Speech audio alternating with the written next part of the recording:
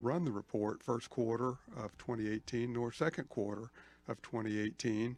We ran the report third quarter. We just got the information back. It was a little over, right at 18,000 people. We've now started the investigation. We just got the results back, partial results back. We found so far of 18,000 people receiving Medicaid in multiple states, 10,000 should not have been on Arkansas's rolls. So we're kicking off 10,000. We found about a little over, I think, 2,500 who are legitimate in Arkansas, and we still have a couple of thousand more to go. Bottom line, we have at least 10,000 people that we have been paying Medicaid benefits to, or eligible for Medicaid benefits, over 10,000 people for right at a year now. Wow. And we have no way of knowing how much that costs us. Wow. We found that out this week. So at least 10,000 people got Medicaid, and we don't know if we've spent zero on them or $1,000. We just don't know. So we're going to go through some of this audio. We may not be able to get to all of it. I've got it sectioned off here. We're just going to start at the top. We're going to listen to this. This is back on the 11th of November. Yes. And then you can kind of tell us what this is about. Give us the context. All right, so go ahead, Joe, whenever you're ready.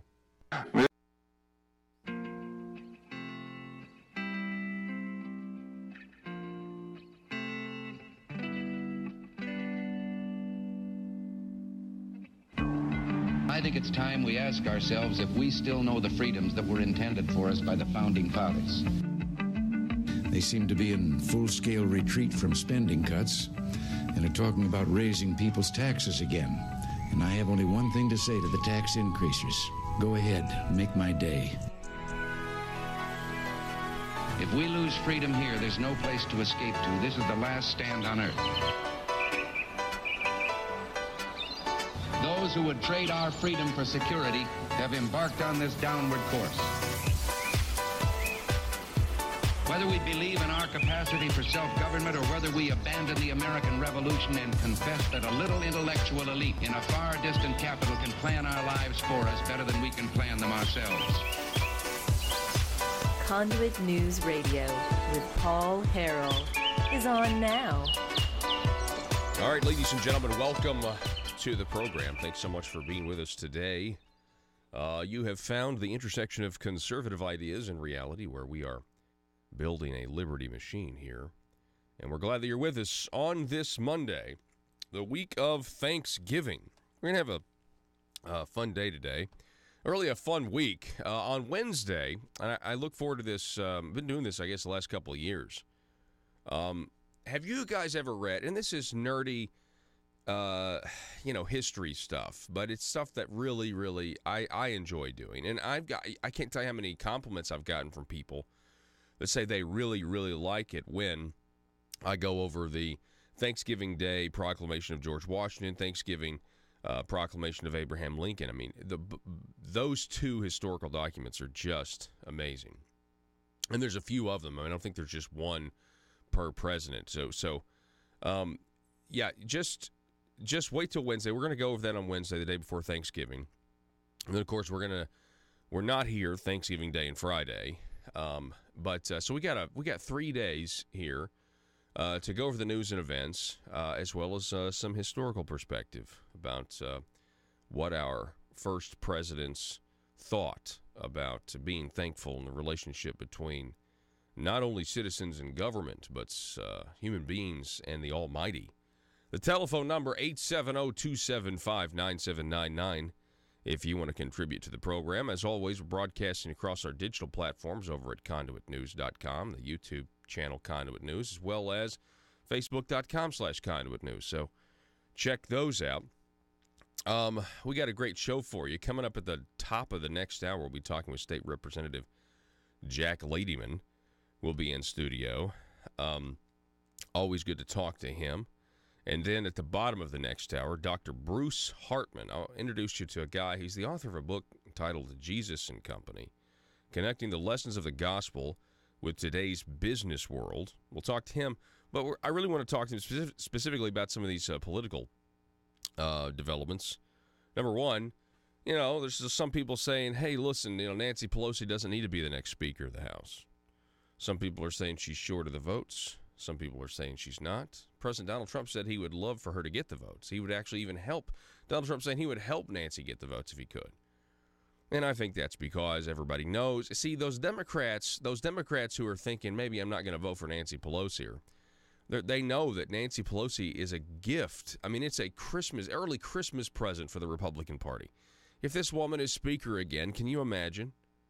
If this woman is Speaker again, I mean, we're going to have 2 years of, everybody being reminded as to why the Democrat Party is not right for the country.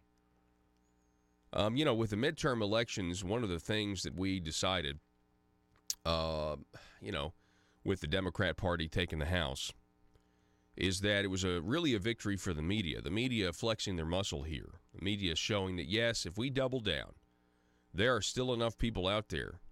If we tell them that Donald Trump is making the sky fall, and that Donald Trump's presidency marks the end of America, if we tell them that enough from wall to wall, if we tell them that he's a Nazi, a KKK member, a KGB agent, and more loyal to the government and the Crown Prince of Saudi Arabia, if we suggest all of that 24/7, yeah, we can flip the House to the Democrats.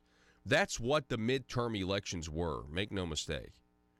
The midterm elections were a victory not for the Democrats but for the media, and that really there's no difference between the two. Democrat Party and the mainstream media, they're the same. They represent the same.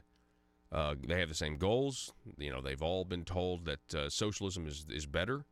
It looks perfect on a chalkboard, and they also love the ratings that they get when they can take a story and figure out a way to divide Americans against themselves, and figure out a way to get us focused on what makes us different versus what we have in common, what brings us together. I mean, that's what the media does today, the mainstream media. And it'd be one thing if they were doing that by telling you the facts, but they are not telling you the facts. In many cases, they are not telling you the facts. And I will give you an example of this. And the NBC News changed their story, and I know why they did it. They changed their story because they knew they were wrong. I can't find it. Now, if you guys can find it, that's fine. But on Friday, not too long after we got off the air at 8 a.m., on Friday, Jim Acosta was given his press pass back from the White House because a judge ruled in Jim Acosta and CNN's favor. Now, temporarily, but and really, from what I can tell, the judge did not rule that you and I and everybody else have a right to access the White House grounds as a reporter. But the judge essentially ruled, from what I can tell, is that since there are certain press outlets that are allowed to be in, to come into the White House, CNN, Fox News, NBC, whatever, Wall Street Journal, you name it, they're all allowed to come in there, that you can't just ban somebody that you don't like because now what the judge is saying and what the press is saying, because they're not covering you favorably, okay? That's not really the issue here, which is why the White House is now having to go back and they're going to set up actual rules and procedures. As a matter of fact, I'd get each one of those journalists to sign the document saying you agree to these rules if you're going to be here. And if you violate these rules, like putting your hand on a woman when she's trying to take the microphone away from you, that's right, I said it, putting your hand on an intern, and that's exactly what happened. I cannot tell you. I read the initial story on Friday, and it was the main story. It was an NBC story. It was linked to Drudge and all the rest of them. This was the main story they were going with. Acosta press pass restored. Big blow to Trump. Judge sides with CNN. Blah, blah, blah, blah, blah. And you read the story, and when they're giving you the background, this was the initial story, I believe, and they're giving you the background, and then they say, Acosta never touched the woman. Giving you the background as to what led us to this point. In NBC News, in their original story, it is not there now, but in their original story, they say that Acosta never touched the woman.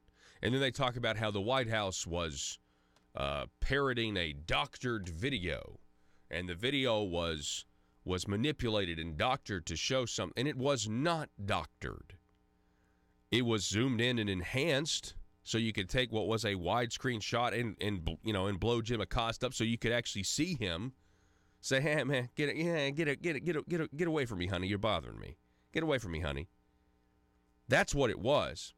And it's just absolutely insane. And so when I say the media just blatantly will lie to you, will blatantly lie to you, and they don't care. They have an agenda. You know, I have an agenda.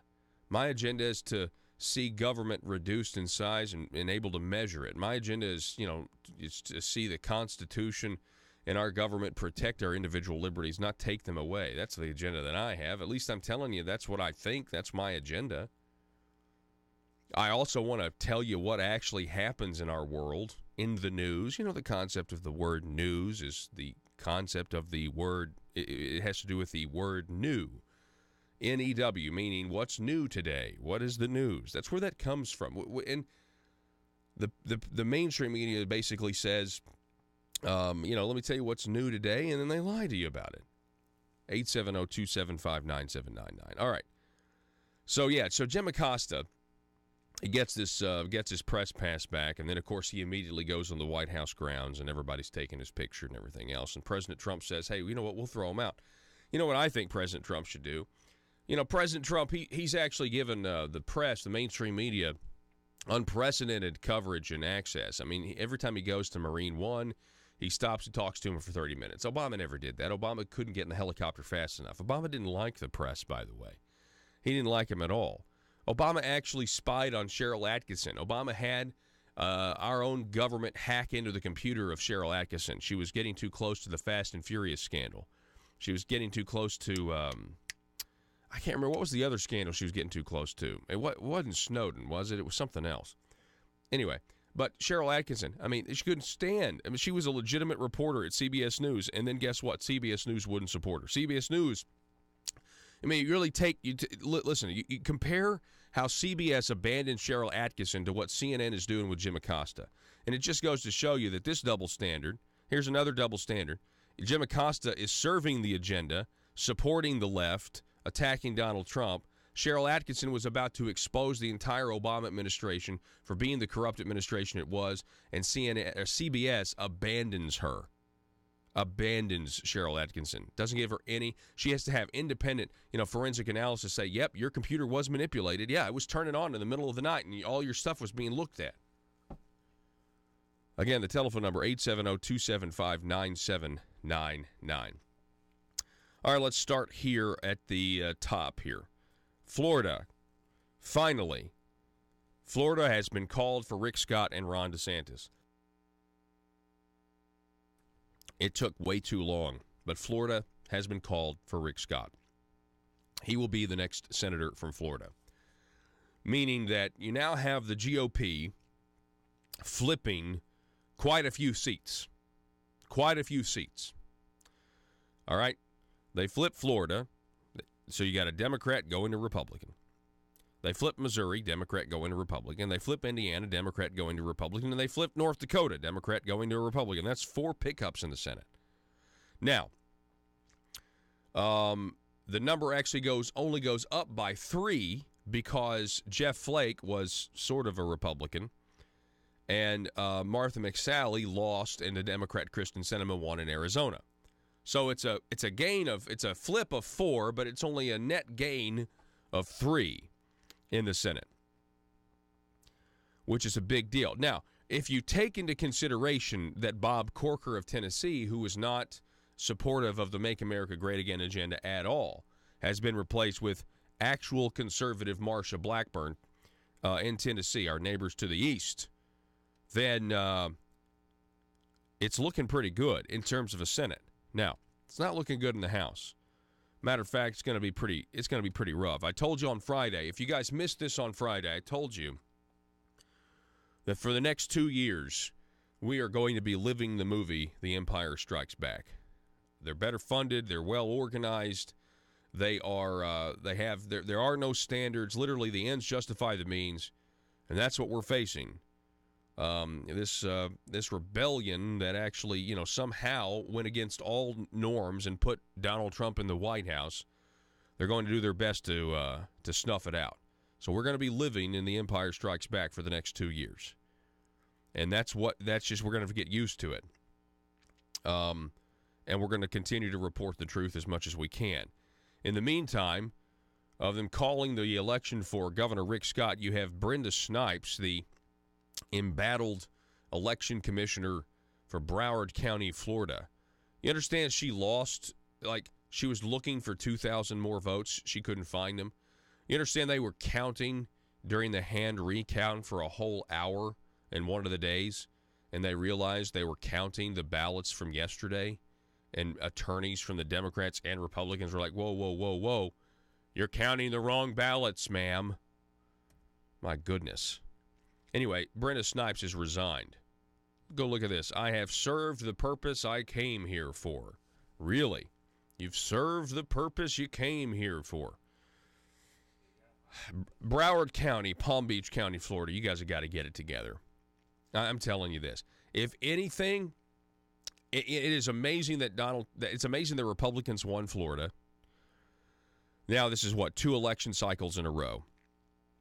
If anything, you would hope that that President Trump, the Department of Homeland Security, and the campaign would look at what happened and would try to make adjustments as much as they can between now and the presidential race in 2020 to try to prevent the Democrats from doing what they tried to do this time.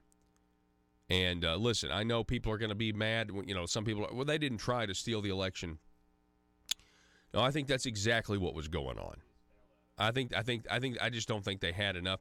I think they would get away with. I think once they throw the wrench in to stop the process, we don't have the votes, or we don't know, we're not going to give you our numbers. They were just trying to stall to see what they could get away with.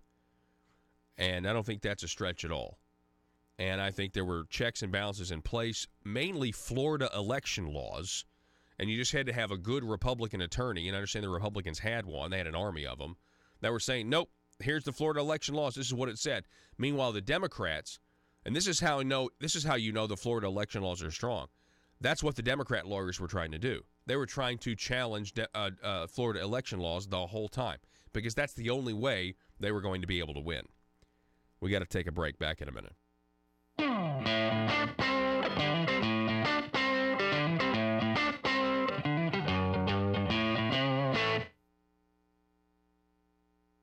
Chair, you're asking a lot for 100% to go on that big change. I'm only asking what you promised. In the last meeting, I asked you if we were 100% ready to go, right. And the smart people sitting behind you in a private meeting said we are 100% online, ready to go for sure. Well, are we still there? To break some of this out, let me talk about billing from providers. Again, I appreciate it. I'm not going to sit here and say we're 100% I don't want to dig into everything. But I don't want to dig into the details of this. That's for public health. Right. I've been told we're ready to go. Are we or aren't we? I want to say one of the things you're asking me, though, is on the billing, providers billing, and providers will not bill DHS directly. They'll bill to the passes. And we do not establish the billing between the passes and the providers. So whether I'm sworn in or not, I can't sit here and say that that's 100% Okay, ready let me to go. respond to that, because the issue is not only the provider, it's the patient. Yes, sir. So if we're not able to, and we're at this as a team, and our legislative responsibility is not only to the business. Let's face it, times are tough for the Arkansas General Assembly. They're all waiting for the spotlight exposing public corruption to end, so they won't be under so much scrutiny. And during this time, what if you're a legislator and you need money? What if you're slapped with a huge expense?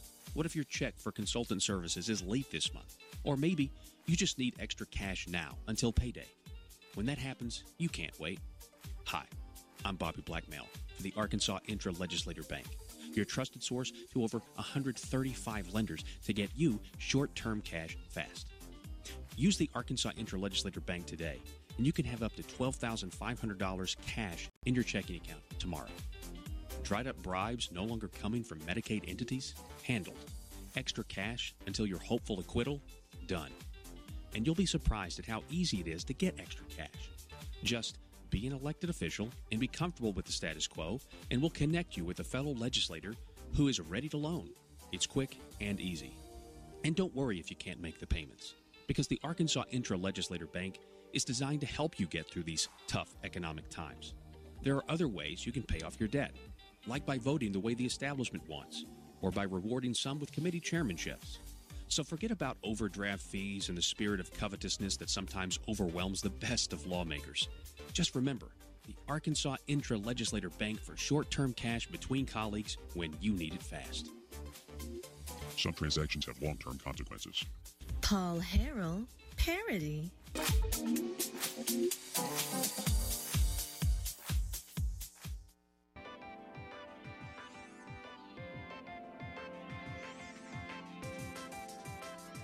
Conduit News Radio with Paul Harrell is building a liberty machine. Find out more at conduitnews.com. I see here where the Empire wants to investigate why President Trump wants U.S. citizens counted on the 2020 census. John Binder over at Breitbart writes that House Democrats are planning to immediately investigate the reason President Trump wants American citizens counted for the upcoming 2020 census. In March, President Donald Trump's administration announced they would put the citizenship question back on the U.S. Census. It has not been included since 1950. For 7 decades, all residents living in the United States have been counted on the census but have not been asked whether or not they're American citizens, making it impossible for the federal government to know the size of the citizen population versus the immigrant population. Now, as Democrats are preparing to be the majority in the House, Elijah Cummings, Representative Cummings, who will chair the House Oversight Committee, oh my goodness, he told Reuters that he will investigate why the Trump administration has put the citizenship question back on the 2020 census. Listen, I don't know. It may be because California has got a little bit of overrepresentation. Maybe. Maybe they have too many congressmen in the first place. You ever think about that? You know the best way to know why Trump wants to do the census? Just go ask him. Oh, yeah. You don't have to have an investigation. Yeah, that's true. You could just ask the president, and he would probably tell you exactly that. We want to make sure California has the same amount of representatives they're supposed to, which would actually affect their electoral votes. Yeah, if he doesn't let you know personally, he'll tweet it out after the meeting. That's exactly right. That's exactly right. According to exit polls, a majority of swing voters and Republicans support a border wall. If that's true, if you can believe the border, if you can believe the exit polls, that is certainly true. 53.3% of swing voters in midterm elections supported Trump's proposed border wall to stop illegal immigration in the country.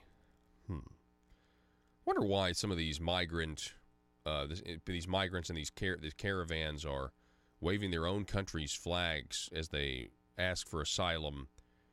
Their countries are supposed to be kind of bad, right? Because they're leaving their countries. You'd wonder why they're flying their own flag. You know, can you imagine? You'd wonder, seriously, these migrants, do they have any idea how much the mainstream media would love it if they started flying the American flag? I mean, it would be a really great PR move, wouldn't it? It'd really be hard. You know, I don't think Trump would budge on it, but I'm saying, you know what I'm saying? Like, you would think the organizers of these caravans would be like, don't fly your own flag, fly the American flag, because then the rest of the people will be like, oh, you have to let them in. Sebastian Gorka has recently been quoted as saying exactly what I have been saying for a long time, and others, that John F. Kennedy would not have a home inside the Democrat Party today. Think about this. John F. Kennedy, Sebastian Gorka quoted, quote, Bill Clinton and his ilk would at least rein in the loonies. When you've got Kamala Harris comparing DHS and ICE to the KKK, which is absolutely disgusting. It's what she did yesterday, Sebastian Gorka went on. When you've got Alexandria Ocasio-Cortez, who's publicly calling for a socialist revolution, you understand that the Democrat Party has been taken over by radicals. Today, a hardcore pro-national security politician like John F. Kennedy would not be allowed into the Democrat Party. That's how bad things have gotten. That's how bad things have gotten for a long time. That's not a recent development. Go look at JFK's tax policy. He cut taxes. He had his whole idea was if you cut taxes, you give more money back to the people, that it actually will stimulate the economy and you'll have more government revenues. I mean, you go listen to some of John F. Kennedy's speeches on economic policy. There's absolutely no room in there for that anymore. It's absolutely crazy. Crazy. In the meantime, Joe, you just mentioned that the president would just tweet out his feelings. He certainly did that. The chairman of the House Oversight Committee, the incoming chairman of the House Oversight Committee, Adam Schiff, the president tweeting at him and calling him Little Adam SCHITT. And of course, the F and the T are close, but come on, we know the Don. We know the Don did this on purpose. So his new nickname is is Little Adam SCHITT. Interesting. And then what does the Politico do? The Politico then accuses the president of cyberbullying. I don't think he cares. Back in a minute. The great responsibility is to the taxpayers who are paying for the system and to the beneficiaries who are receiving the services. So if this doesn't work, then the taxpayers have invested a lot of money in the system, and the patients are going to miss out on the services. So do you think we're ready for a successful launch or not? I believe we're ready for a successful launch. Okay, and you have letters, I think, from 2 passes that are requesting a delay until April. They asked for a delay to April 1st, yes, sir. And they have listed the same things I've listed here, and you think their concerns are, I don't want to say meritless, I'd like to, but you think those concerns are, why would they be having those concerns when you don't? Everybody would like to put things off a little bit. You know, I'm never exactly ready to leave the house. When I leave the house in the morning, I have to go back and get my keys sometimes. You know, and giving myself time, usually I end up walking out without my keys anyway. All right, let's go ahead and stop. So I can't sit here and say I kind of figure out where that's going. We can kind of figure out where that's going. So that was, who was that you were talking to, Dan? That was Kelly Link, who is the legislative liaison for DHS. And, you know, we're getting ready to move into a managed care model. And there's more information breaking on this. I've got an email we may post on the Conduit website if you read it. But the people who are providing the services don't think we're ready to launch. They've asked for a delay. The DHS and the executive branch of governor met with the passes and with the parents, and they say they're ready to launch and start this new managed care model. It's a tremendous change in how we've done business. There have been delays in information, but the bottom line is DHS is on record now as saying this is ready to launch successfully. Where Mr. Link and I disagreed was, you know, the bottom line is we have a responsibility to our patients, the people who are receiving the services. A successful launch doesn't mean DHS has done all they can do.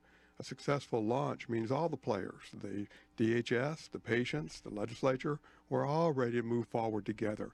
That's the definition of success, not that DHS or the government is ready, but that the patients will receive a continuity of care that's in their best interest. And that date is January 1st, and I guess we'll just have to wait and see. Wow. We're talking with State Representative Dan Sullivan. Cue up this next clip, but what is this next one about? And we'll get Dan to respond to it. Yeah, what does it say? It says, "Oh, Hickey asked for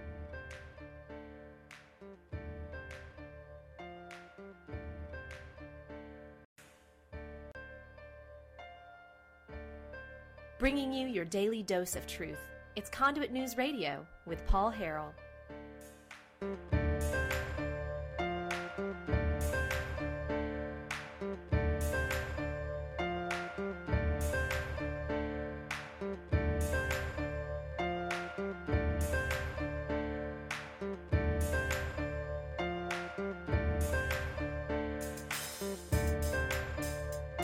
All right, ladies and gentlemen, welcome back to the program. So I want to remind you guys to go to conduitnews.com and click on store, and you can shop Conduit News right now. I know Thanksgiving isn't even here yet. I mean, it's coming very quickly. Thursday, yeah. And get those, I'll just encourage you guys, try out some new turkey recipes if you want. I mean, that's what I'm doing this year. Try to spice it up a little bit. Not not literally. I'm just speaking figuratively. I mean, maybe you want a Cajun turkey. That's fine. I mean, a lot of people do that. But so go to conduitnews.com, click on shop, and you can get your Marble Palace coffee mug. You can get your Conduit News T-shirts, and it's a way for you guys to help us continue to deliver the broadcast that we do every morning. And while we're at it, we've got we still have on the shelves some vintage Liberty Machine T-shirts, and we're going to give one of those away. Matter of fact, next caller, we're just going to give away a Liberty Machine T-shirt to.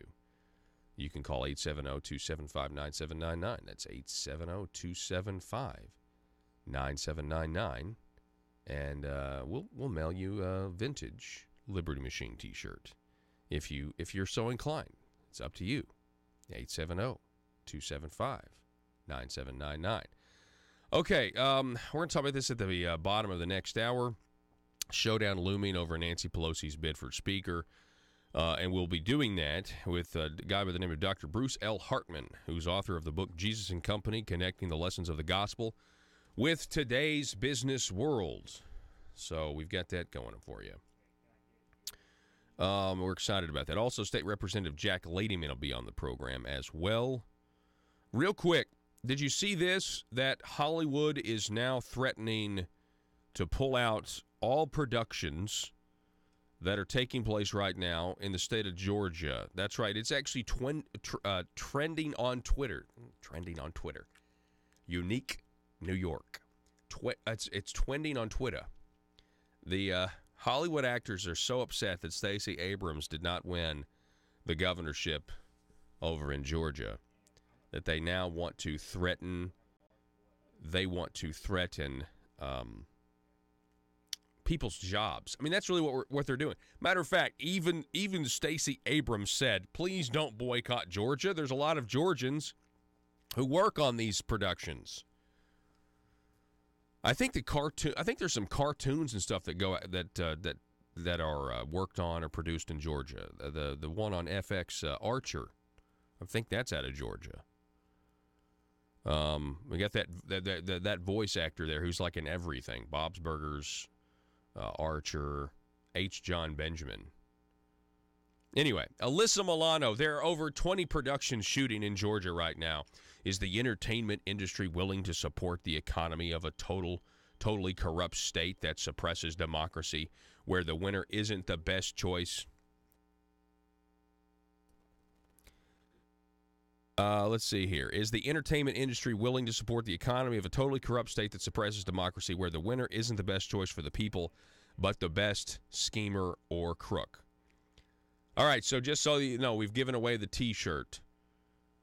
We have given away, actually, we gave away two. We had multiple callers, and I'm sorry, I know the line's tied up, but we went ahead and gave away two T-shirts just now, vintage Liberty Machine T-shirts. We'll be mailing those out to you. Ron Perlman. You guys know Ron Perlman? You probably don't. I think he's the son of the lady on Cheers. You know, the waitress on Cheers. I think that's who. I mean, they look alike. The hashtag boycott Georgia began to trend after Stacey Abrams, a former Democrat state representative and romance novelist, this is the Daily Caller writing, announced Friday she would no longer challenge the Georgia Secretary of State's election results. So, we have the Democrats saying that basically Georgia is corrupt. It is what it is. It is what it is. Okay, so over at Conduit News, you hear all this talk about illegal immigration. Last week on the program, we had State Representative Brand Smith in, and we talked about how he had, in the last session, attempted to run a sanctuary campus bill that would have prevented our college campuses from being sanctuary campuses to illegal immigrants. That bill didn't go anywhere. And State Representative Brand Smith told us that they're looking at just a sanctuary city bill that would encompass the colleges, obviously. And you got Senator Gary Stubblefield thinking about that. Folks, illegal immigration is hotter now than it was back then, and it was pretty hot back then, a couple of years ago. And there is nothing. Did you see this story? Washington County Sheriff's Officer is fired on by an illegal immigrant. This man didn't hesitate at all. He got stopped by a Washington County Sheriff's deputy and immediately opened fire on the man. I can't. This is incredible. ConduitNews.com reporting that during a traffic stop, an illegal immigrant opened his door and fired on the deputy. Dash cam footage released by Washington County's Sheriff's Office captured the shootout. No one was seriously injured during the shootout. The incident occurred on Sunday at noon in Tontitown near Fayetteville. County Corporal Brett Thompson attempted to pull over Luis Cobos Cenobio for a traffic violation when Cobbs Cenobio didn't stop. After a brief chase, Cobbs Cenobio came to a stop and began the shootout. Video footage shows the front of Thompson's vehicle sprayed with bullets and bullet holes. Luis Cobos Cenobio, 29, drove off following the shooting, but was later arrested on charges of attempted capital murder, committing a terroristic act, fleeing, and drug violations. According to Fox News, Cobos Cenobio had been jailed on $500,000 bond, has a detainer placed on him by U.S. Immigration and Customs Enforcement. Cobos Cenobio was treated at the hospital for a shoulder wound. Excuse me, I'm recuperating from an illness. So, he was hit. The illegal immigrant here was hit in the shoulder, I'm deducing, but the dash cam video, the dash cam video rather, is compelling. Whether you're watching it or whether you're listening to it, and we have that for you now over at the YouTube channel of the Northwest Arkansas Democrat Gazette. They do have a warning here, saying the following video contains instances of extreme violence. Viewer discretion is advised. We're gonna watch this. Go ahead and hit play. I want you to listen to this and listen to just how absolutely ridiculous this whole situation is. So you have the dash cam video from the Washington County Sheriff's deputy, and he doesn't want to stop this guy, and it's pretty obvious that something bad's going on. And I'm sure we have some law enforcement officers who are listening to this, and I mean, you guys understand more than I would understand. Arkansas 787 Tom Frank X-ray. It's a light green Saturn passenger car, occupied twice. Yeah. Okay, so you come around the curb here. So you may be trying to hide something underneath the driver's seat. So he's already acting suspicious, trying to hide something underneath the driver's seat. And he's trying to get him to pull over. Do what? Yeah, he was grabbing something, likely from underneath the driver's seat. All right, here we go. So he pulls over, and the illegal immigrant immediately, listen, he's opening the door. Shots fired! Shots fired! Jesus!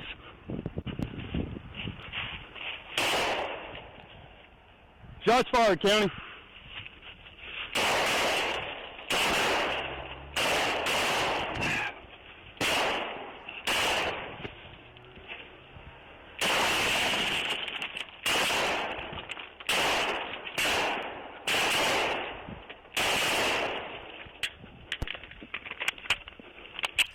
You stop for a second. You see that vehicle? Now, listen, hindsight's 20/20.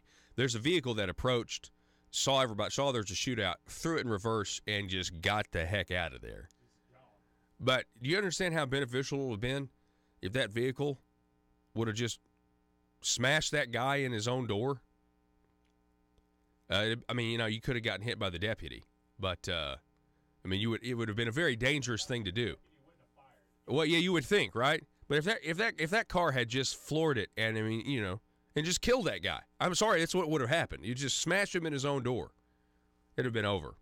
Hindsight's 2020. I'm not saying I would have thought to do it. I'm only thinking of it now. I mean, I probably would have gotten out of there. Oh, gunfight. I'm going to turn around. That's what I probably would have done, just like this guy did. Anyway, continue with the gun. This. In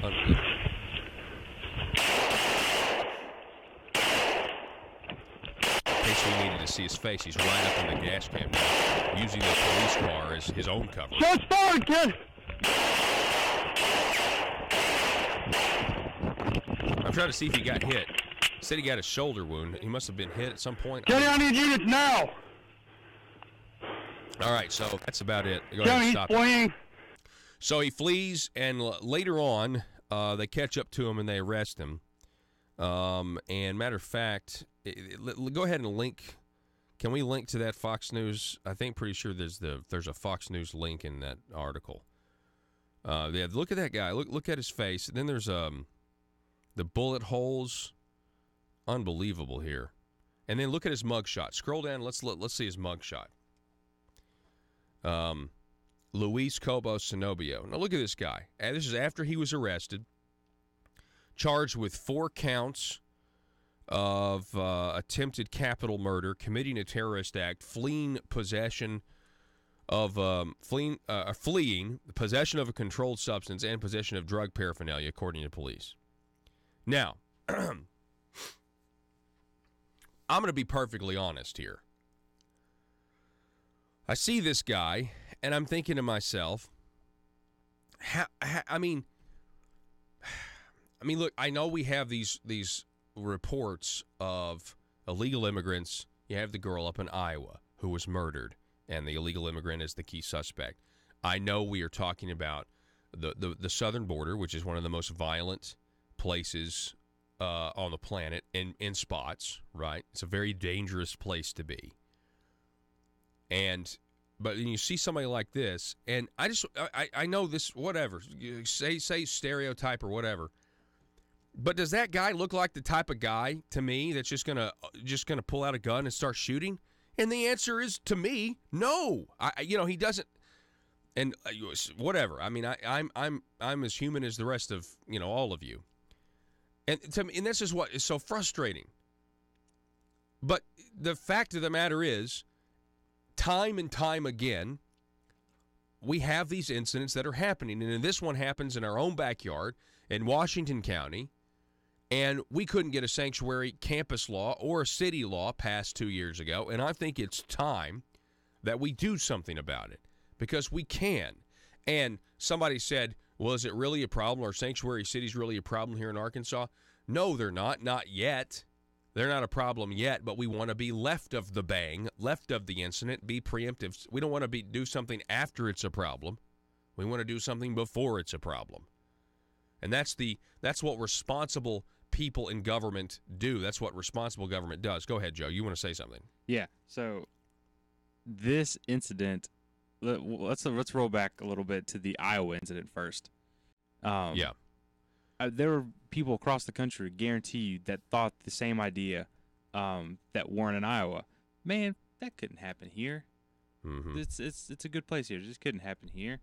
Well, now it's in our backyard. I bet you there's a bunch of people in Iowa now thinking to themselves, man, I wish we had done something about this before. Yeah. This girl would have lost her life. Well, yeah, and that may not be specifically on the sanctuary city issue, but just like illegal immigration in general. Exactly. Right? Like, the parents of Molly Tibbetts, okay, I guarantee you they wish we had a border wall.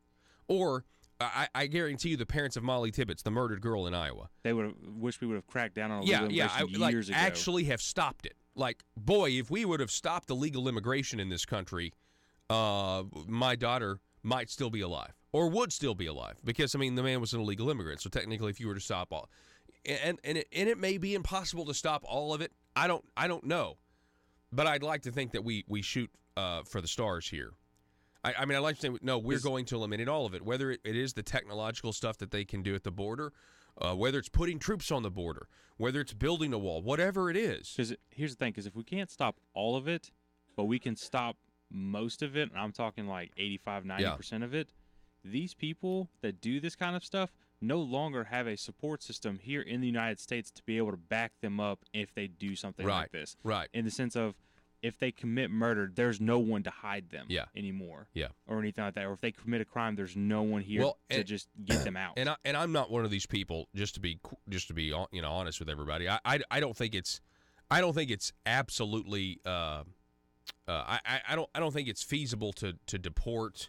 The nonviolent immigrants who are here. I don't think that's a doable thing to do. There's going to have to be some solution going forward. But as far as stopping the flood and the inflow coming in now, obviously you have to do that before you even address whatever the problem is up here. Whether you're right and it is mass deportation, or whether it's some path to citizenship. Those are the two sides of it. Because I'm going to use an analogy here. It's not. I'm not equivocating this analogy exactly to the United States, but it's a similar fashion that we're going on here. A sinking boat, like just a regular boat with 2-3 people in it, that has holes in the bottom of the boat. You got to plug the holes before you get the water out, or else the boat's still gonna sink. Yeah, it doesn't matter. Yeah, you're just because your solution is not going to fix the problem. No, it's only delaying the inevitable. Yeah, and that's what we've done. Joe, you're exactly right. That, in a nutshell, is our immigration policy, has been for decades. Yeah, and it's not going to work. You have to secure that. And that's why, to reference the exit polls, a majority of Republicans obviously want the border wall, but a majority of swing voters in the midterms support it as well. But this hitting home with the Washington County Sheriff's Department. You can see the story up at conduitnews.com. Also links to Fox News. Also, the Northwest Arkansas Democrat Gazette and their YouTube video of the dash cam that the Washington Sheriff's County Department, they released on their Facebook page. Back in a minute. Russellville-based firearms manufacturer Omega are making clones of the most notable German firearms in the world. These delayed rotor-lock firearms have been and are currently used by law enforcement and military worldwide. At Omega, they manufacture their guns right here in Arkansas and produce the best reproduction in the marketplace that comes with a complete 5-year warranty. At Omega, they take firearm manufacturing seriously and offer discounts to active and retired law enforcement. Whether you're using Omega firearms to defend the public, defend your family, or for target practice, Omega has your back. For pricing, go to omega-guns.com. That's omega-guns.com. If you're like me, you believe that small business is the heart of Arkansas's economic engine, and it should be viewed that way by the politicians in Little Rock. Conduit for Commerce also believes, like you and I believe, policies that achieve less regulation and lower taxation help small business in Arkansas thrive. Other policies like small, constitutionally consistent government and reducing citizen dependency on government keeps it from growing and expanding its influence on our daily lives. Conduit for Commerce works every day to educate the general public and legislators on these important priorities in the name of Arkansas small business. By the way, contributions to Conduit for Commerce are tax deductible. Log on now to conduitforcommerce.org and click on Contact Us on the right side of the page. That's conduitforcommerce.org. Go there now and learn the facts on protecting small business in Arkansas. Oh yeah, this is about. I think this is Hickey asking for 40 days. Yeah, go ahead and play this. 40 days. Senator Hickey, go ahead. Just short one. I want to make sure, because we've said that we were doing this by around October 31st, and I know that there's a date. I believe that we've said that we should have an answer back from CMS on this stuff. Is it 48 to 50 days? Was that the number that was given? Something along those lines. Is that correct? Okay. Because what I don't want to happen is 50 days to roll up here and we're back down here doing this again. I just want to know, that is there a deadline, or is that not reasonable? Just. I'm sorry, thank you. In terms of what all right, go ahead, stop. We would expect. Explain that. What is that? What is that going on there? Senator Hickey is the chair of audit, and we had an audit finding with 450. In a world full of constituents with social media accounts, bloggers just looking to increase their page views, and a talk radio host who generally is just the worst, how are Little Rock's elite supposed to conduct business with such a lack of privacy? Introducing the 1835 Club, older and more refined than other clubs that claim discretion. The 1835 Club is for seasoned political veterans that want to conduct the highest form of aristocratic business with the public's money. Are you a schemer?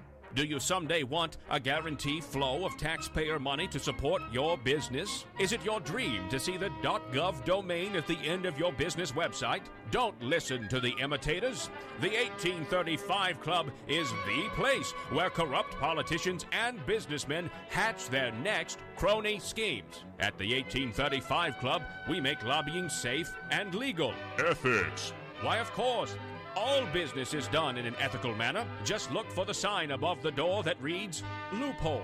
Are you tired of the Capitol Police restricting your access to the roof after a perfectly good night of drinking? The 1835 Club has libations and a perfectly good roof. Other crony clubs that promise discretion try to lure you in by advertising bars made out of aeroplanes. Well, at the 1835 Club, instead of an airplane fuselage, we've got a space shuttle. No, not a bar. We've got an actual space shuttle that makes a daily run to the moon so members of the 1835 Club can have some real privacy away from the bloggers and taxpayers. Are you an Arkansas aristocrat?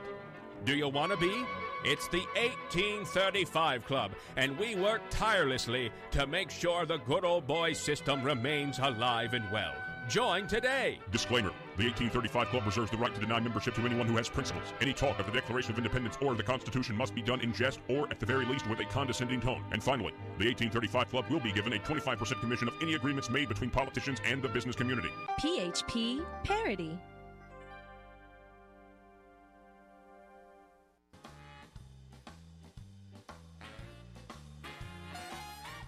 Determined to drain the swamp in Little Rock, it's Conduit News Radio with Paul Harrell.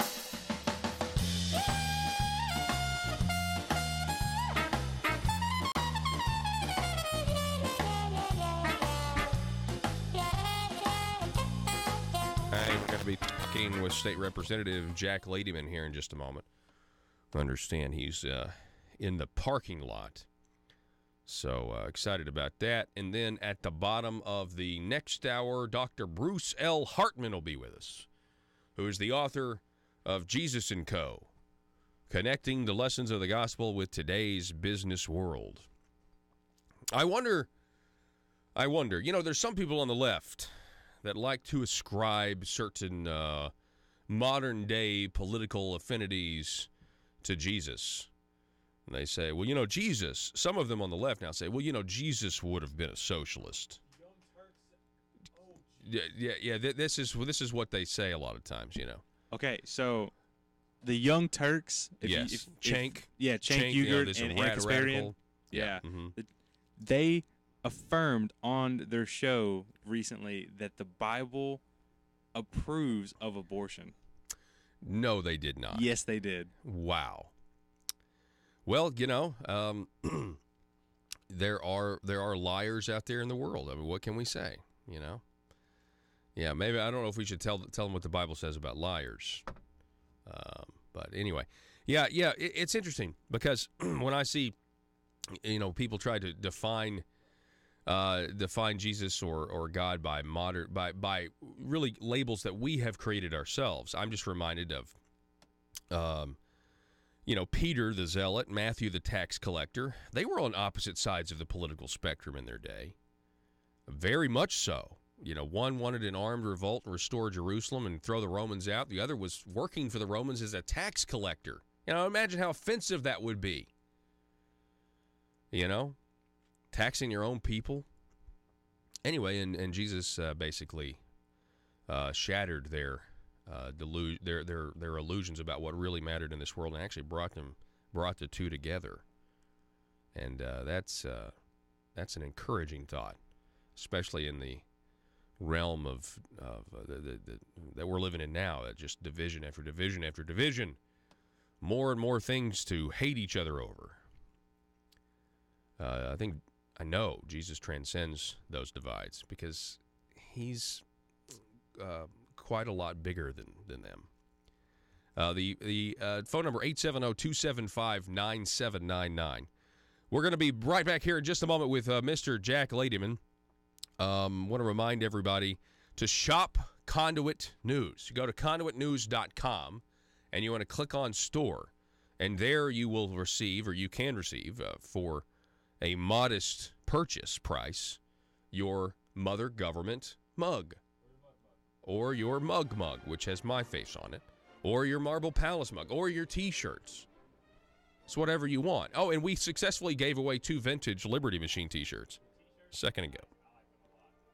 You like the T-shirts, Joe? Joe likes the T-shirts. The American flag on the back. Yeah, the American flag on the back is nice. It's a cool design. All right, so don't go anywhere. We got one more hour coming your way next. This podcast will be uploaded within the next hour, and so you'll be able to get that on iTunes and SoundCloud and the rest. Don't go anywhere.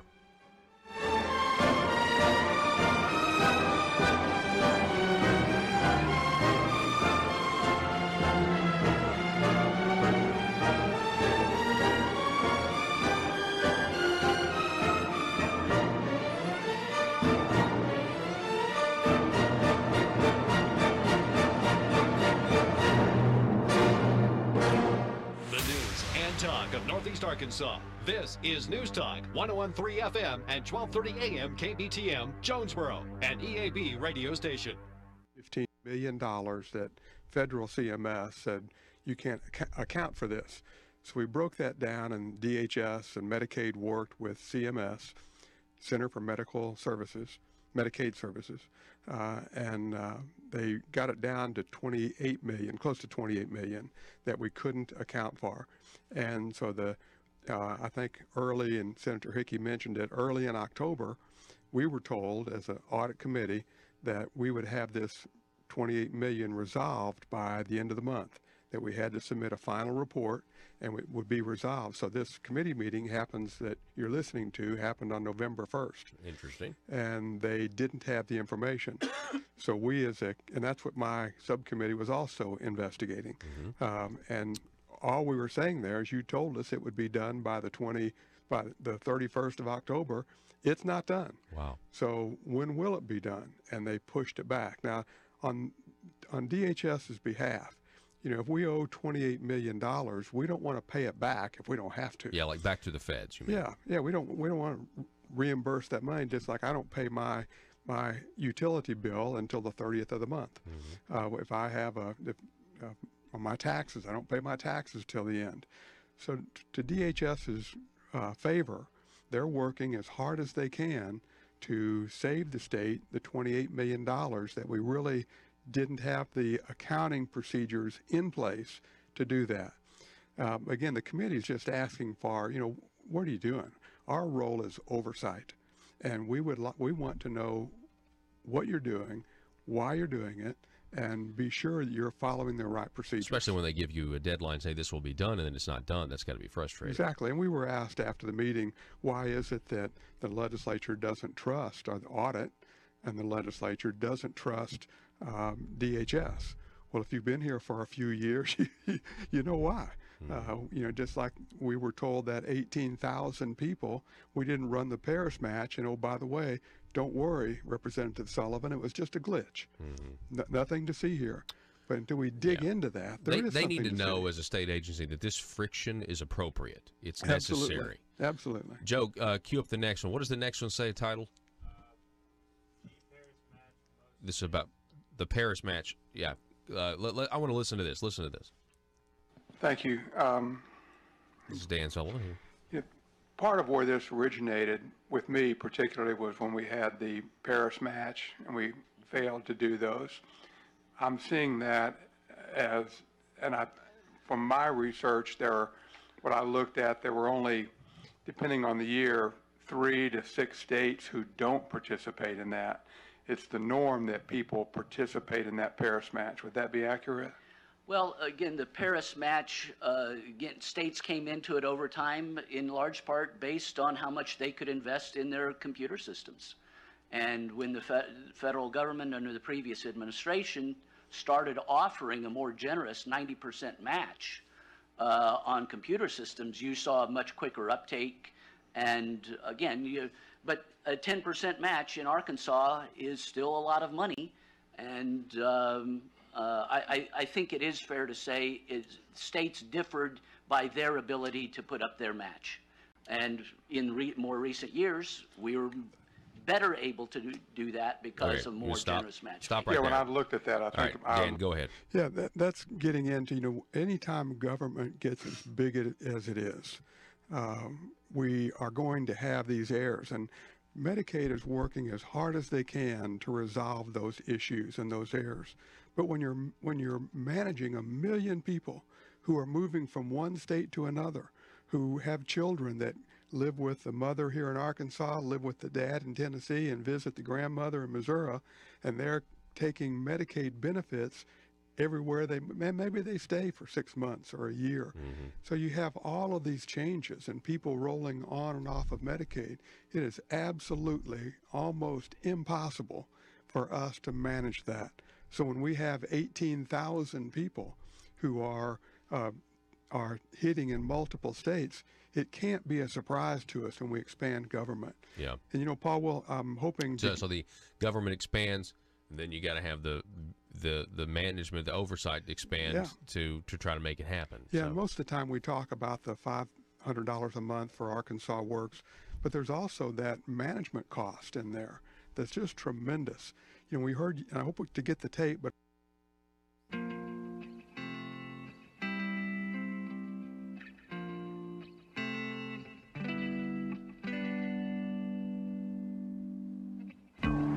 I think it's time we ask ourselves if we still know the freedoms that were intended for us by the Founding Fathers. They seem to be in full-scale retreat from spending cuts and are talking about raising people's taxes again. And I have only one thing to say to the tax increasers. Go ahead, make my day. If we lose freedom here, there's no place to escape to. This is the last stand on earth. Those who would trade our freedom for security have embarked on this downward course. Whether we believe in our capacity for self-government or whether we abandon the American Revolution and confess that a little intellectual elite in a far distant capital can plan our lives for us better than we can plan them ourselves. Conduit News Radio with Paul Harrell is on now. All right, welcome back, ladies and gentlemen. We've got the second hour kicking off here, the intersection of conservative ideas and reality, where we're building a liberty machine. So glad that you guys are with us. I want to remind you guys, you can go to shop. You can go shop at Conduit News, conduitnews.com. Click on store there. Get your Mother Government coffee mug or your Conduit News T-shirt or your Marble Palace mug. We appreciate you listening, and we just wanted to offer those products to you. Want to welcome back to the program. We got State Representative Jack Ladyman in studio with us. Jack, welcome, sir. Thank you, Paul. Thank you for having me. Glad to be here. Yeah, it's always great to have you. I think, is this the first time you've been on since we switched to the morning hours? Yes. It may have been. Yes. Yeah, so you're waking up early with us. Yeah, a little earlier than I like to. Yeah, I understand that. So let me just ask you first question. State Representative Jack Ladyman, what were your thoughts on the midterm elections in the state as well as, nationally? What were your thoughts on that? Well, I like the way it turned out. I think at the state level, we basically have the same numbers in the legislature. Mm-hmm. We have the same people in place in leadership in the state. And we've made a lot of improvements, Paul, in the state. We all have things that we need to work on, things that are going wrong, some of the stuff that's going on in Little Rock that we have to pay attention to. But we need to talk more about what we've done, what we've accomplished. And we've accomplished a lot, even though we've had disagreements in the state, at the state level. But I was happy with the turnout. I think we will continue to improve. We'll continue to debate and disagree on things, but I think we'll continue to improve. Yeah. What about nationally, though? How do you see that? The country's pretty divided. Democrats taking the House, but then you got those big pickups in the Senate. What are your thoughts nationally on everything? Well, I think the progress may slow a little bit there, but a lot of the things that have been accomplished nationally have been accomplished in the executive branch, because even with control of the House and the Senate, some of the key legislation that was put forth did not pass. So I don't know how that will slow down. It will slow down some, But I think we'll continue to make progress. You talked earlier, I was listening to you about the border. Yeah. And that's a key thing. I mean, that affects a lot of things. I've worked in South Texas for the last 4 years, and it's a dangerous place. Really? On Okay. a wind farm right by Brownsville, I was there. We were building a new wind farm, just started. We had confrontation with some of those folks coming in. Oh, wow. Had to have the Border Patrol come in and train our guys on how to react to that. And you're right, it's very dangerous.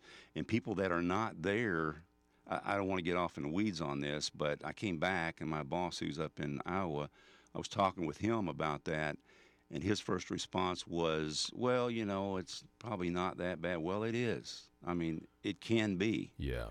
And you have to react.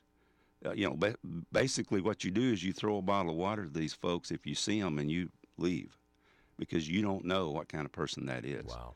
And your statement earlier about, we can't tell by looking at these folks. Mm-hmm. We don't know. But we do need security on that border. I can tell you firsthand. I mean, as an American, Jack, is it not kind of demoralizing that we're the greatest country on the planet, but, we can't even secure our own border? I mean, and you're conducting business down there, right? And you're not safe. We're having to take these precautions. I'm just like, what's going on?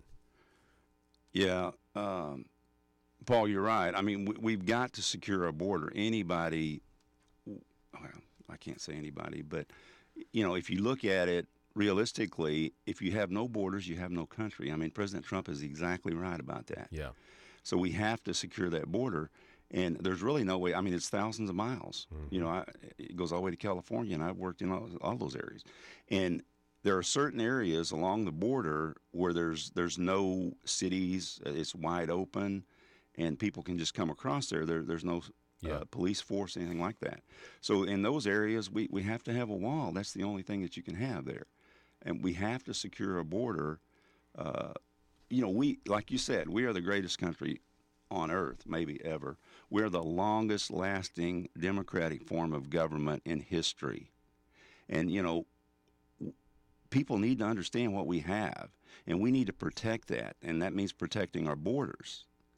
But it means controlling, who comes and who goes. Exactly. That's all we're saying. Right. Yeah. Rule of law. And right Rule now, law. we don't have control of that. Right. And we have laws, but they're not being enforced. Yeah. And that needs to be done. But, young people, I've been around some ASU students lately, and, you hear a lot of negative things and, campus and riots and that sort of thing. But, these young people still have dreams, just like I did when I was that age. And they, one young man was telling me what he's thinking about. He's a student out of ASU, and he's a hard worker. And he said, I'm going to work. I'm going to get my degree. I'm going to work, make some money, put that together. I want to see the world and then come back home and have a family. So, that's young people they still feel that way, even though you see a lot of things in the news. Yeah. And some other campuses where somebody comes they disagree with, so they burn the campus down. They destroy. There's still things. people that don't agree with that. Right. philosophy. They still believe in the American way. They still do. There's a lot of people that do. They just don't get coverage. Yeah. But I know I'm getting off the subject. But the Veterans Parade, I've been in that every year since I've been in the House, and I was in it this year, and I was so impressed with the West Side ROTC in that parade this time. The young men and women, the way they acted, the professionalism, and it was just uplifting to see that. Yeah. And I mean, that's still there. People still believe in that. Mm-hmm. Well, yeah. I think I definitely think it's still there. You're right. We do tend to focus on, the people that don't believe that. But yeah, it is encouraging to know that there are. I mean, that's why President Trump is in the White House right now, is because people said no. I mean, we were at a crossroads, and we said absolutely not. We're not going any further. Paul, and people don't hear a lot of those things because we're so focused on the division and second law of thermodynamics. There's only so much energy. You can't change it or create it. You cannot create it. You can change it. So if we're putting so much into negative energy, then we can't focus on positives. As an example, you probably know this, but it's not in the news that much. When I ran for office, you may remember one of my goals was to get us out of the bottom 10 into the top 10 in any category that I can. and I feel I was a part of this, but it was something that we did as a state. Paul, we used to be in the mid-40s in income growth. Last quarter, we were 6th in the country. Wow. Arkansas was number 6. Did you hear that in the news? I didn't hear that at all. No. It was in the news a little bit. But I say this every time I go somewhere because most people don't know it. We went from 45th to 6th in income growth. And over what period of time? That was a quarter. Okay. That was third quarter last year. Oh, okay. That's only a quarter, right? Okay. Per capita income, we're still down there. But, hey, if we're growing the 6th fastest income in the country, we're going to be climbing out of those 40s. Yeah. We may already be out of that. I don't know. But that's a very positive thing. Yeah. And it's not, you hear more about riots and burning stuff than you do about that. Yeah. Right? Yeah. That's a very good point there. We're talking with State Representative Jack Ladyman. Your district, tell us your district again. District 59. 59, and where is that? That's basically northwest Craighead County, including West Jonesboro, Bono, Cache, Egypt. Okay. All right, so the session is coming up. We got a lot of people talking about the gas tax and other things. What are your thoughts on this upcoming session? Yeah, I'd like to talk about the tax. I mean, this session, I think, is not going to be as contentious maybe as the last session. I think we'll get more agreement on a lot of things. But taxes is probably going to be number one. There's some things that we have to address. And I have not voted, since I've been in the House, I've not voted for a tax increase. I even voted against the veterans, their reduction in income tax because we had a clean bill that had no tax increases in it sitting on the table that Bob Ballinger and I had worked on. Yeah. And it was Bob's bill, and I was a co-sponsor on it, but we could have brought that bill forward without the tax increases. Yeah. So I'm not for tax increases. But I did not sign a document that said I wouldn't vote for one because I've been a mayor, and I know there are times when you may have to do that. The road program is going to be one of the critical issues in this session. We do have to address roads. I'm on the National Council of State Legislative Committee with other state legislators for infrastructure and energy. Without roads, without good transportation, we can't bring industry here. People will not come here. You have to have two things. You have to have low energy cost. You have to have transportation systems. We have got to have that if we want to continue to grow our manufacturing, our industrial base, which we need to. And we are growing that. And I think it'll grow more in the coming years. But infrastructure, highways, is very, very important for that. Yeah. And we know that we have roads that need to be repaired. We need new roads. One of the things that I talk to people about every time I get a chance is extending the 4-lane from Walnut Ridge to Poplar Bluff, Missouri. So we get a 4-lane road through here. 412 going east and west. There's money available. They're working on that now. I think with the 412 there was a resolution passed in the Senate last session. I believe it was State Representative Nella Speaks in the House and Scott Flippo in the Senate. Trying to say, hey, listen, we'd like some federal funds to try to connect Fayetteville and Jonesboro. Yes, and they're from Mountain Home, which needs that road terribly. Yeah. Both of those individuals are from Mountain Home. But we need to connect with Fayetteville across the northeast corner to continue to grow our roads. So obviously there's a need. I mean, and that's the thing with, there's always a need. Right. We can always, try to make things better and everything else. But how do we balance that with the taxpayers who are already, paying money to have this done? We raised the taxes in 2012. You can imagine the taxpayers' fatigue on this. Right. We want good roads. I mean, I'll complain about them all day long, and I think everybody will complain about them. But I don't want to pay any more taxes because I think we're already giving the government a whole lot of money. But you talk to some and they're saying, well, we just don't have any money. So are there cuts out there that we would be willing to look at?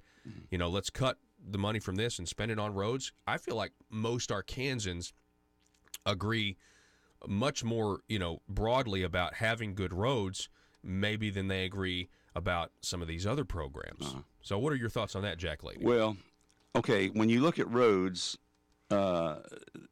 it's a different animal, really, because it is totally supported by gas tax. Okay, what's happened in the gasoline market or the transportation system cars have become more efficient. Yes. We have electric cars. A lot of things have happened that reduces the amount of income from a gas tax, right? The other thing is that the gas tax is not tied to inflation.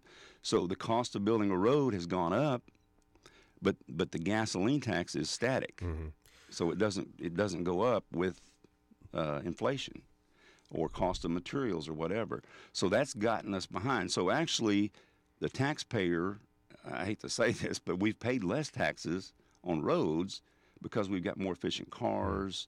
You know, some people pay no tax because they have electric Well, cars. if that's the argument, Jack, then if you were to pass a law that increased with inflation, then that would kind of go up every year, then, wouldn't it? It would. Yeah, and I don't think that would go well with a lot of voters.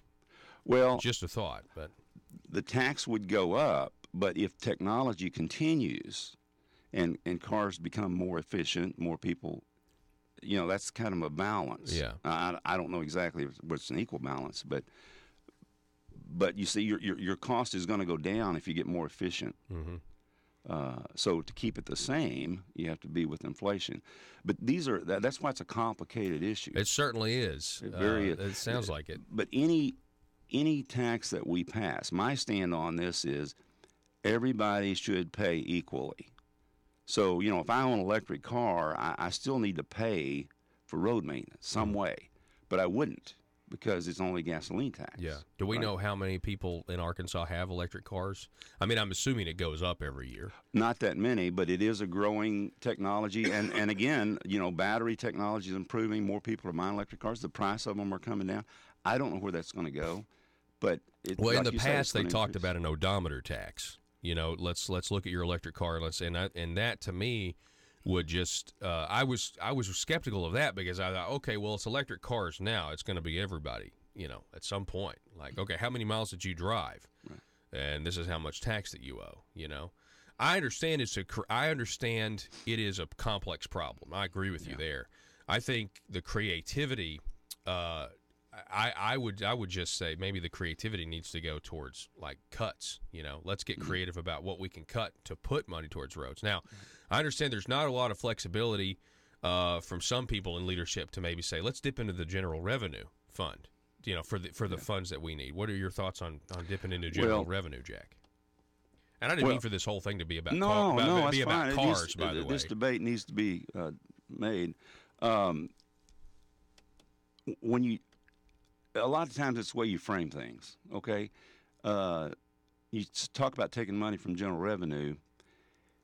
If we decrease the income tax and we increase the gas tax, isn't that taking money out of general and yeah, absolutely. You see what I'm saying? It's not taking it out of that fund, right? But it's reducing me as a taxpayer.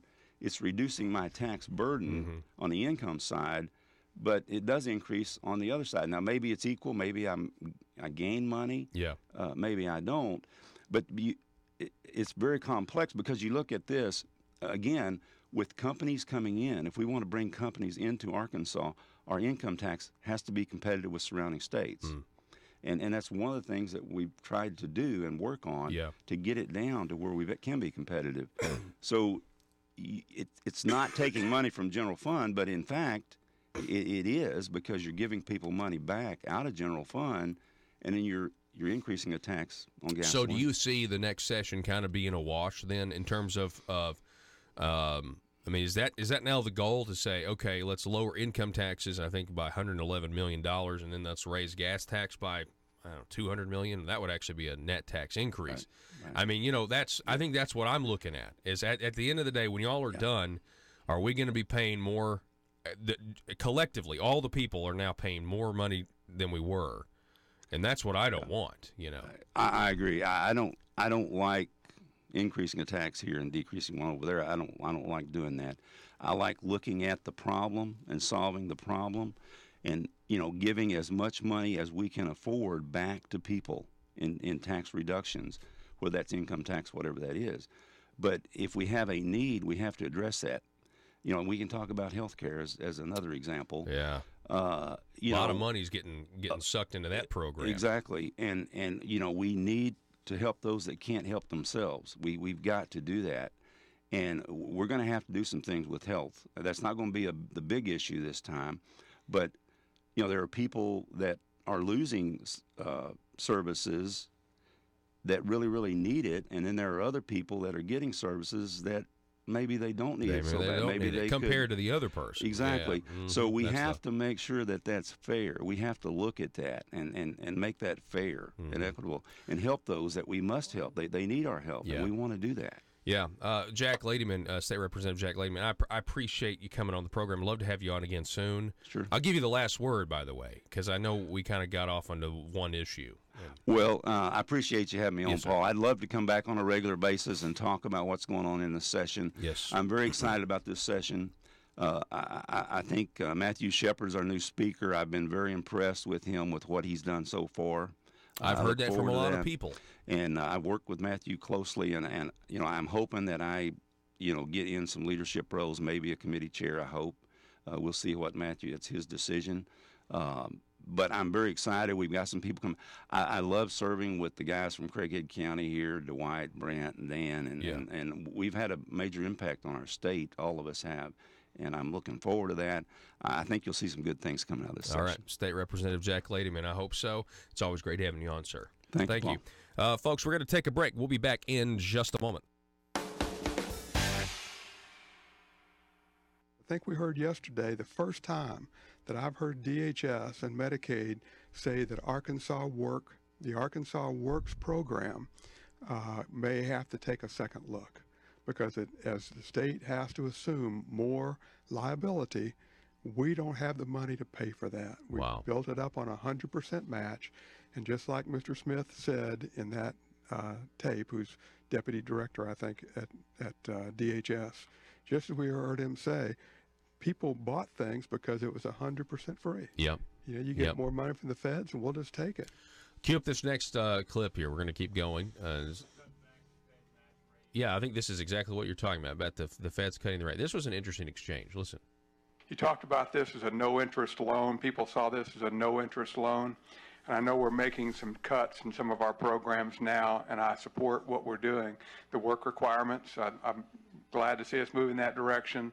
You know, essentially the state of Arkansas lived off of Bob Maloney here with a developing story from ASA News The Parrot. China is coming to Arkansas. We go live to the press conference where the Communist Chinese executive is addressing Arkansans for the first time. Let's listen into the translator. On behalf of the government of the People's Republic of China, we invite you to come and visit the newest named city in Arkansas, China, Delphia. We are very pleased to own an American city. Our communist government is proud to do business with the mediocre state of Arkansas. We are happy to take your money and your trees and send the profits back home. The Communist government of China was pleased to learn the taxpayers of Arkansas are excited to contribute their money with the hope, if you build it, one day jobs will come. We are excited to take your fields of capitalism and turn them into fields of communism, where every Arkansan has nightly dreams of Mao. China is looking forward to our investment of $1 billion in what is now called Arkansas. We see this as an investment in our future, and that future will be called New Beijing. Chinese investment will make Arkansas a great place for jobs, as the People's Republic of China will succeed where the Soviets failed. As we build our roots deep in Arkansas, we are thrilled with the potential new ideas and advancement we will share with our people back home. Soon we will have the world's largest runway in the South China Sea, and we thank Arkansas for contributing to our noble cause. In closing, once we make China great again, all of you will see the glory of the revolution of Mao. And Arkansas, whatever you do, please never call the FBI. Paul Harrell, parody.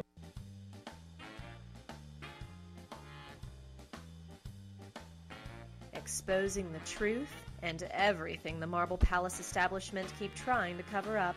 It's Conduit News Radio with Paul Harrell. All right. A few of your reactions out there.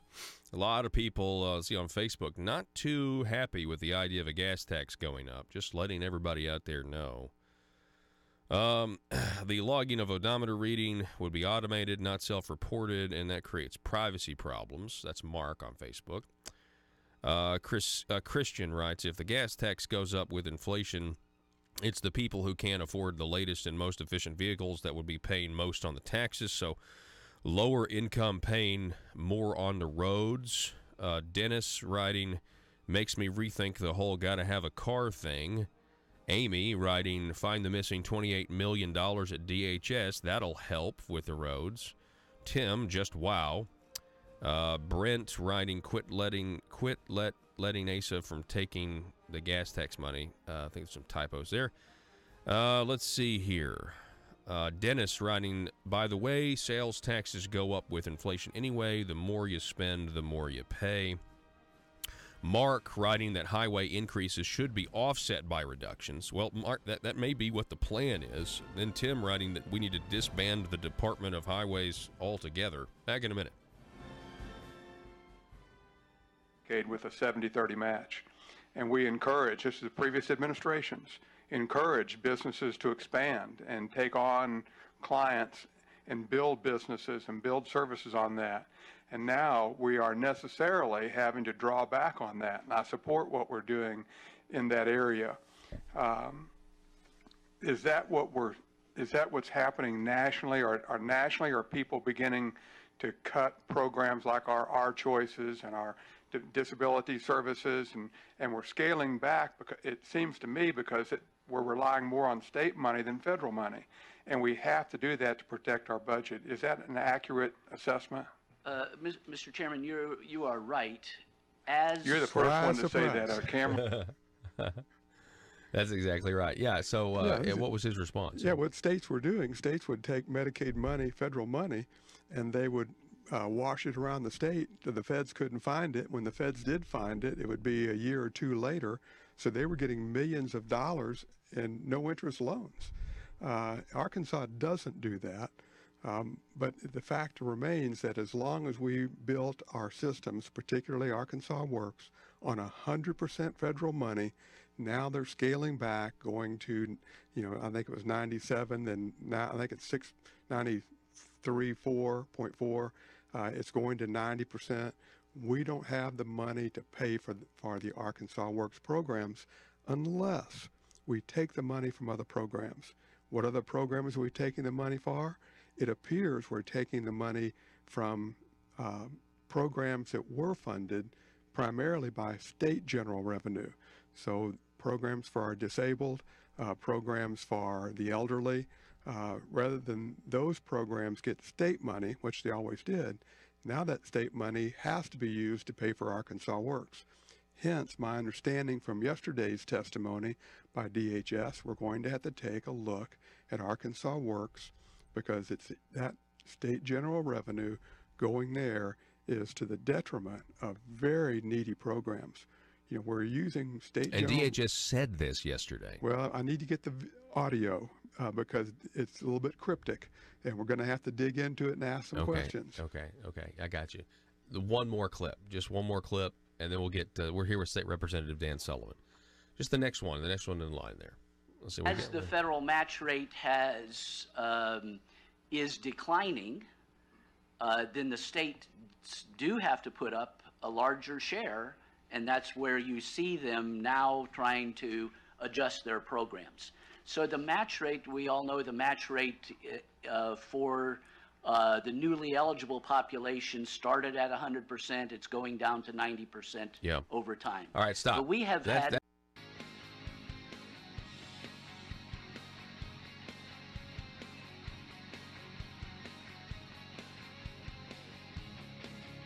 The intersection of conservative ideas and reality. Conduit News Radio with Paul Harrell. All right. Folks, welcome back to the program. My voice is a little under the weather this morning, so you'll have to forgive me. It's kind of giving out in some places, getting over the, I guess, what is it, bronchitis that's going around. It seems like everybody has it, and nobody has time for bronchitis. Folks, welcome to the program. For the first time, I want to introduce you to a man by the name of Dr. Bruce L. Hartman. He's the author of a book called Jesus and Company, or Jesus and Co., Connecting the Lessons of the Gospel with Today's Business World. Dr. Hartman, welcome to the program, sir. Well, thank you, and thank you for having me on your show. Yes, sir. Glad that you're with us. First of all, tell us a little bit about your book. What is this? What are you hoping to accomplish in this book, Jesus and Co.? Well, what I hope to do is create a bridge between the world of theology and the business world, and I think that it's been long overlooked that you can use the lessons of Jesus and the Gospels in your work life and not only survive but thrive while swimming with the sharks. That is extremely interesting, because I think a lot of people would say, you know, if you read Scripture and, you know, it talks about the idea of loving your neighbor as yourself, some people might say, well, if you love your neighbor and yourself, your neighbor will stab you in the back and take all your money. But you're saying that's not the case. No, I don't believe that's the case. I really think that 95% of Americans, when they get up in the morning, that's not their intent. Their intent is to have a good day, to be able to pay their bills, and to be able to pay their bills ethically through the money that they earn. And I think most Americans, well, statistically say most Americans want to have a positive relationship with God. Huh. Yeah, I mean, I certainly hope that to be true. So in today's business world, you talk about, I love what you just said there, bridging the gap, you know, between theology and the way things, you know, work today in the business world. I think we certainly need more of that. So what kind of, was there something in your own life that maybe inspired you to write this book? Well, yes, it was. I left the business world in 2010, and, you know, I've been a successful CFO for Fortune 500 companies. But I really felt like I needed a deeper connection with God and Jesus and have that relationship. So I left the world at, you know, not necessarily the best time. I was doing well. And I entered into theological school. And while I was in theological school, I kept hearing this voice that business is bad. And that wasn't my experience. And I was fortunately able to work with a lot of wonderful people. And I do think that's representative of how most Americans are, that they're just terrific people that want to do a good job. So as I kept hearing these voices, I determined that it was just fashionable to say that business was sinful. But the reality is, as I would point out to my classmates, is that 95% of Americans are going to have to work. Not all Americans named Rockefeller or Kennedy get the freedom of not having to work. So we all have bills. We're all going to have to pay our bills, and we all want a relationship with God. And I think we need, as a country, to respect that, both in the academic world and in the church world and in the business world. And, you know, so I was inspired throughout my 7 years of getting my doctorate degree to constantly try to show that the business world is not as bad as we think it is.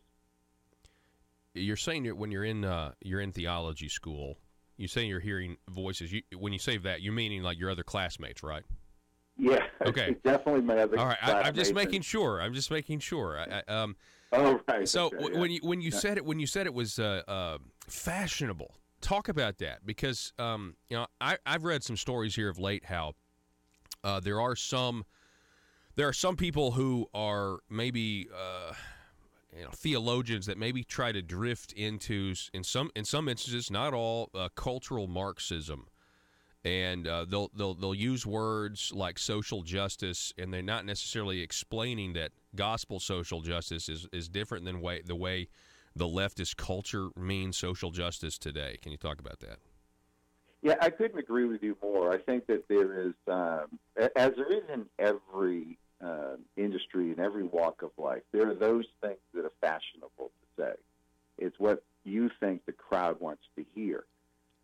But what the crowd wants to hear is different than saying what you really think. We should never do anything, whether it's in the academic world, theological world, the business world, just to satisfy ourselves that we're getting successful because we're saying what people want to hear. And I think that the test of the true gospel is saying what you think is right and what you think is good, but not based on what you think others want to hear. And it has become fashionable to talk about business as sinful, but it isn't true. Well, and really, it's just what you're saying is where you were at this theology school, they were basically saying capitalism is evil. Now, I would imagine some of your friends, your colleagues there would say, well, capitalism is evil because it's based on greed. But isn't socialism based on greed? Oh, definitely. It's both are forms of power and how you get power. And it's what you do with the power that's really the issue. Are you using it to manipulate, or are you using it to make the world better? And capitalism has proven to be a far more successful form of economics than socialism in terms of making the world better. Well, so it seems to me that's why you wrote the book. I mean, Jesus and Co. Connecting the Lessons of the Gospel with Today's Business World. I mean, if you were surrounded by people who were saying business, you know, it's sinful or it's not good, and you were saying, well, no, not according to my experience. And my fear is that there are more people out there that have this line of thought, and it's growing. Yeah, it's definitely growing, and that's in part what the book is fighting against.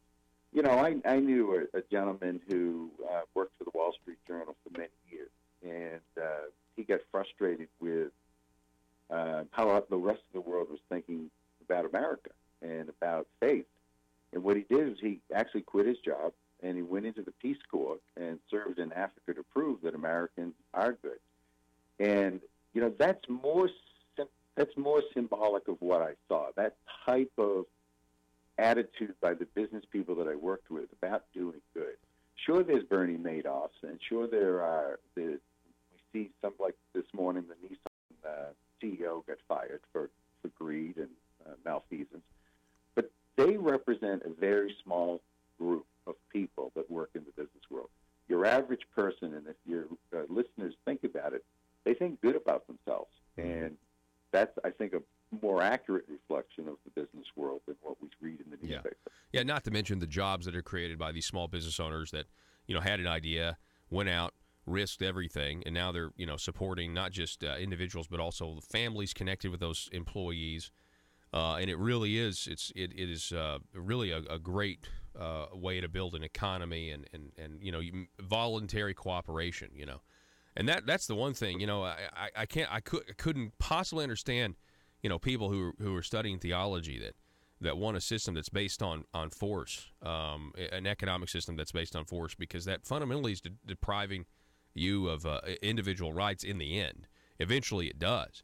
And, you know, one of the main reasons, and we're talking with Dr. Bruce Hartman, feel free to disagree with me, Bruce, but one of the main reasons that we fought the Revolutionary War was because you had theologians, you had preachers who were saying, you know, we're all going to stand individually before God, and we have to take account, and, you know, the righteousness of Jesus is imputed to us if you're a Christian, and that's what, you know, appeases the wrath of God, and all men are doing that, even the king, that they were supposed to be loyal to.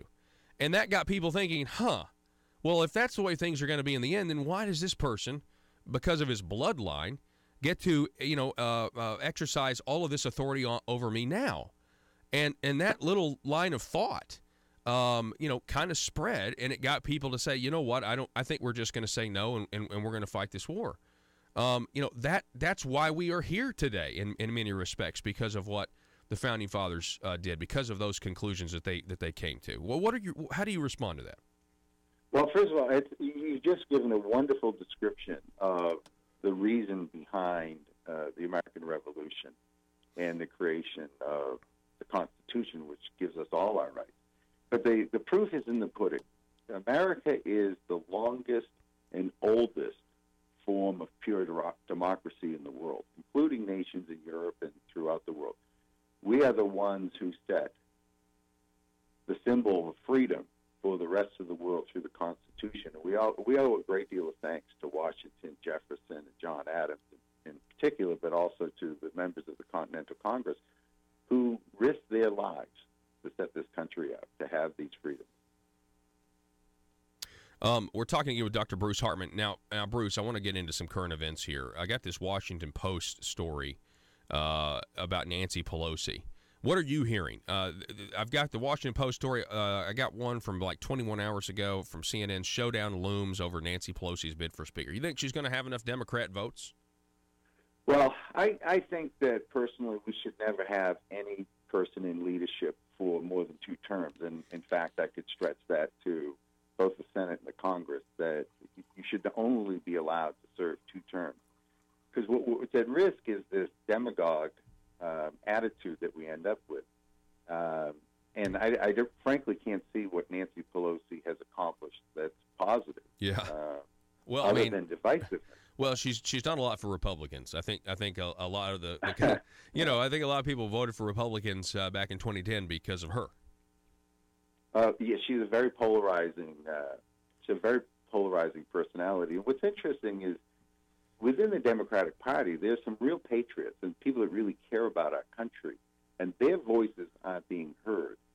And when you look at successful organizations that provide service, whether it's your local EMT squad or other civic ventures, the really good ones limit how long people can stay in power. The reason is to prevent exactly what's happened to the Democratic Party. So a lot of people say that she will eventually get the votes because she herself raised so much money and she helped secure the Democrat takeover of the House in the midterms. Yeah, and that in itself threatens our democracy. When money can get votes, we're in trouble. Huh. I mean, I would agree with you. Now, you just said earlier, this is what's happened to the Democrat Party. Expand on that. What do you think has happened to the Democrat Party? I was just quoting last hour, Sebastian Gorka was recently interviewed, and he was saying, look, John F. Kennedy would not be allowed in the Democrat Party today. React to that, please. Now, first of all, John Kennedy, he was an interesting politician, and both he and Ronald Reagan are considered to be the best communicators of our generation. And what's interesting, when you listen to Kennedy, he always talks about both sides. He's very careful that he keeps agenda out of his speech, and Reagan was the same way. And that's the type of leadership that we should have. But you are right that when I watch YouTube videos of some of Kennedy's speeches, the one thing I do notice is lack of agenda. But also, I say to myself, there's no way that this guy today would be a Democrat. In fact, he'd probably be considered a moderate Republican. Well, so why? I mean, what has happened to the Democrat Party then, in your opinion? I think it goes back to saying what's fashionable, and it's the issue is it's become what I call, and I don't mean to defame Yale, but I call it Yale elitism. The Democratic Party no longer thinks about the brewer in Milwaukee, what his life is like, what he and his wife, his 2 children have to go through each day to make ends meet. Many American families now cannot afford health care, but they could have before. Even 10 or 15 years ago, could afford health care. Their taxes are going up, not just in terms of the federal tax reduction, but state taxes are going up. In the city of Portland, Maine, they just recently introduced a roof tax, which is interesting. You're getting taxed because of the size of your roof, because it's creating water flow onto the ground through rain. Now, you think about a person that's making $60,000 a year, a family that's bringing in $60,000 a year, and now they have another $2,000 bill to pay. That's not the Democratic Party of past generations. They would think about that individual, think about the poor working family that's trying to make ends meet. That's not happening today. Yeah, to me, it seems like, well, is that $60,000? Is that a white family? Well, they're okay. They'll be fine. I mean, that seems to be kind of where it's going. And you talk about they don't think about the Milwaukee, the guy working at the brewery in Milwaukee. Isn't that why Donald Trump won Pennsylvania and Wisconsin in states like that, in your opinion? Oh, definitely an opinion. And it's further, you take that man or woman, whether they are white or black or Native American or Asian, and what we did as a Democratic Party is we called these people deplorable because they didn't have a college degree. Well, a college degree doesn't endow you with extra intelligence. Yep.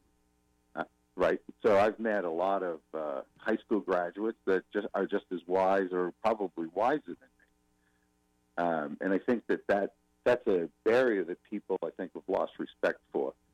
Exactly how hard most Americans have to work just to get by every day. Mm-hmm. Yeah, Yale elitism. I like how you say that, and I would also add, I think you do have these, these liberal enclaves, and you got these Democrats that want to get reelected, and I think the more and more the constituency gets further and further to the left, there's also the tendency to say, I want to keep my political power. So instead of maybe saying, going maybe towards the middle and saying, I don't think it's right that we burn campuses down because Ben Shapiro is going to speak at Berkeley. Instead, you get the Maxine Waters situation where it's pretty much accepted that she says if you see somebody of the Trump, administration or the cabinet, form a crowd, and go up. And, that's just a recipe for disaster. I know you don't like President Trump. I know the left doesn't like him, but there's other ways to have political disagreements than what we've seen lately. Yeah, when I was a young man and my dad was teaching me the lessons of life, one of his favorite things to tell me was, Bruce, gasoline never put out a fire. So when I hear Maxine Waters telling restaurants not to serve Sarah Huckabee or we should get violent, that's not going to solve anything other than polarize the person you're trying to change. And if we truly want to have open discourse, it has to be civil on both sides. I agree with that. Yep, civil discourse. Dr. Bruce Hartman, author of the book Jesus & Co., Connecting the Lessons of the Gospel with Today's Business World. Check it out, folks. And Dr. Hartman, it was great to have you on. Great to meet you, sir. Appreciate it. Thank you, Paul. Have a good day. All righty, you too. Folks, we're going to take a break. Going to be back here, reset just in 1 second. Don't go anywhere. Russellville-based firearms manufacturer Omega are making clones of the most notable German firearms in the world. These delayed rotor-lock firearms have been and are currently used by law enforcement and military worldwide. At Omega, they manufacture their guns right here in Arkansas and produce the best reproduction in the marketplace that comes with a complete 5-year warranty. At Omega, they take firearm manufacturing seriously and offer discounts to active and retired law enforcement. Whether you're using Omega firearms to defend the public, defend your family, or for target practice, Omega has your back. For pricing, go to omega-guns.com. That's omega-guns.com. If you're like me, you believe that small business is the heart of Arkansas's economic engine, and it should be viewed that way by the politicians in Little Rock. Conduit for Commerce also believes, like you and I believe, policies that achieve less regulation and lower taxation help small business in Arkansas thrive. Other policies like small, constitutionally consistent government and reducing citizen dependency on government keeps it from growing and expanding its influence on our daily lives. Conduit for Commerce works every day to educate the general public and legislators on these important priorities in the name of Arkansas small business. By the way, contributions to Conduit for Commerce are tax deductible. Log on now to conduitforcommerce.org and click on Contact Us on the right side of the page. That's conduitforcommerce.org. Go there now and learn the facts on protecting small business in Arkansas.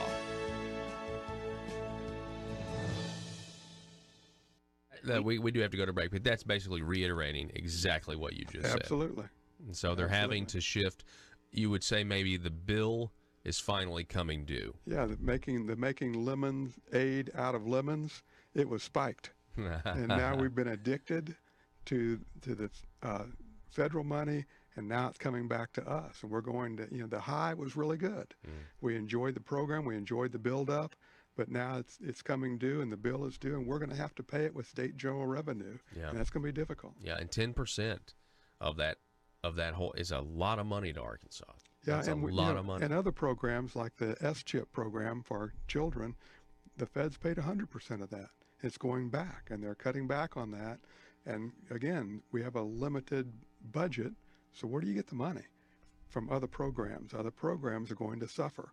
Programs for our elderly, our senior centers, for our disabled, and our choices. Wow.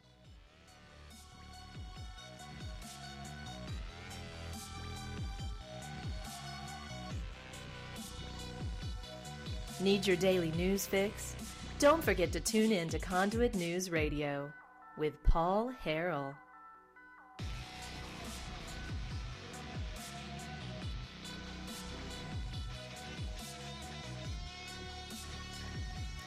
Once again, this is the dash cam video from the Washington County Sheriff's Office.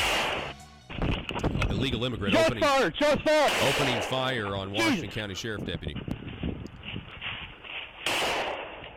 Gets pulled over and immediately Shots fired, County. Unloads.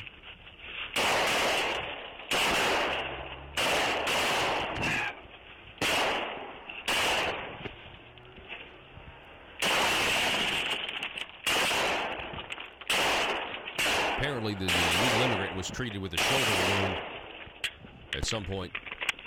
You can check the story out at conduitnews.com. Then he gets even aggressive. Comes out. He's trying to kill this man. I mean, this is attempted murder.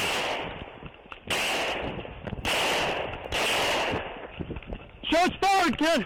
I mean, unbelievable. And then he gets in the car and drives off. Go ahead. Go and stop. Kenny, I need units now! Okay, so this is the guy's name is Luis Cobos Zenobio. He has been charged with 4 counts of attempted capital murder, committing a terroristic act, possession of controlled substance, and possession of drug paraphernalia. And this guy just decided to get out of his car and start shooting at an Arkansas sheriff's officer in Washington County. Nobody was seriously hurt. I'm told this guy had a shoulder wound, not the deputy, but the illegal immigrant. And anyway, it's striking. Here it is, striking close to home. We've got to do something. Got to secure the border. We also have to do everything we can as a state to prevent this type of stuff from happening. Did anybody see or hear what Kirsten Powers said on CNN? Probably not this audience because you don't watch CNN, but Kirsten Powers used to be on Fox News, contributor there. She actually was quite. She became quite rational. She was a liberal, and what I consider to be an honest liberal for a time.